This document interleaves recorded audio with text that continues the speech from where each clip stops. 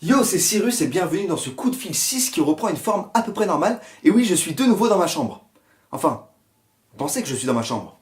Parce que vous la voyez. Mais regardez si je fais ça. On voit que c'est un fond vert. Est-ce que je ne serais pas depuis le début dans un autre endroit? C'est ce que Descartes se serait demandé et sa réponse c'est le cogito ergo sum. Je pense, donc je suis. Ça vous est forcément déjà arrivé de faire des rêves si réels qu'à votre réveil, genre pendant quelques secondes, vous y croyez encore. Un peu comme dans Inception. Le héros ne sait pas s'il est dans un rêve ou dans la réalité, tellement les deux peuvent être semblables. C'est pour ça d'ailleurs qu'il a un objet qui va lui dire s'il est dans l'un ou dans l'autre. Dreams, they feel real while we're in them, right? It's only when we wake up that we realize something was actually strange. We're dreaming? Et là, Descartes, il se dit, putain, si ça se trouve, je suis actuellement dans un rêve. En fait, il se dit que ses sens, donc le goût, le toucher, l'odorat, la vue, l'ouïe, peuvent le tromper. Ouais. Tu t'appelles Louis?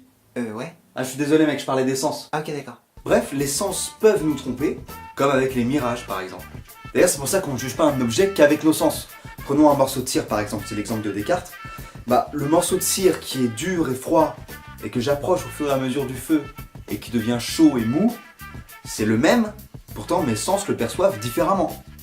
Donc je ne juge pas un objet que par mes sens, parce que mes sens peuvent me tromper. Ouais, on va pas me faire croire qu'il y a des objets qu'il a pas bien sentis, sans se douter de ce que c'était. De toute façon, c'est une histoire d'amour, d'écarter les fesses. Après, que ce soit dans un rêve ou dans la réalité, les sommets d'un triangle sont toujours au nombre de 3, le rouge est toujours rouge, donc il faut étendre le doute aux idées simples et mathématiques. Du coup, Descartes va imaginer ce qu'il va appeler un malin génie, qui va être là, donc une force supérieure qui va être là pour le tromper, tout le temps. Donc vu qu'il peut pas prouver que le malin génie n'existe pas, et ben il va faire comme si le malin génie existait et le tromper tout le temps. Du coup, Descartes il va rentrer dans un doute qu'on appelle doute méthodique, et le mec va douter de tout. Genre vraiment de tout. Bonsoir. Bonsoir. Non mais tu te bases sur quoi pour dire bonsoir? Tu te bases sur le soleil qui n'est plus là et donc c'est forcément le soir? Ou bien ta montre qui pourrait être déréglée? Son doute méthodique, il le fait car il veut reconstruire le savoir sur des fondements dont il est absolument sûr. Il veut trouver une certitude. Puissant le mec, hein. Et ben on va faire comme lui. Imaginez que vous n'avez plus de toucher, de goût, d'odorat, de vue, et même d'ouïe. Bon, le son, je vais quand même le mettre, sinon on va se faire chier.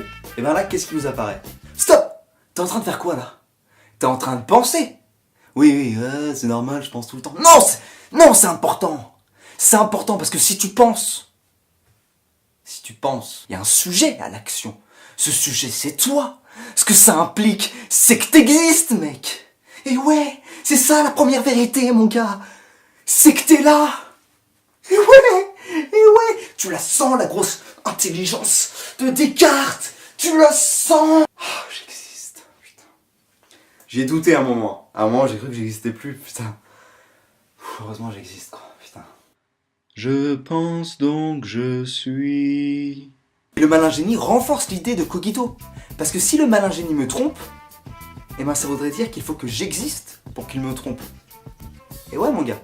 Dans le je pense donc je suis, attention par contre au donc. Ça a été compris comme une déduction, mais en fait c'est plus une intuition. Du coup, après l'avoir sorti à la base en 1637 dans le discours de la méthode, il le ressort plus tard en disant ergo cogito, virgule, ergo sum, ce qui veut dire je pense, j'existe. Donc plus pour marquer le ton de l'intuition, quoi. Et oui, je parle latin.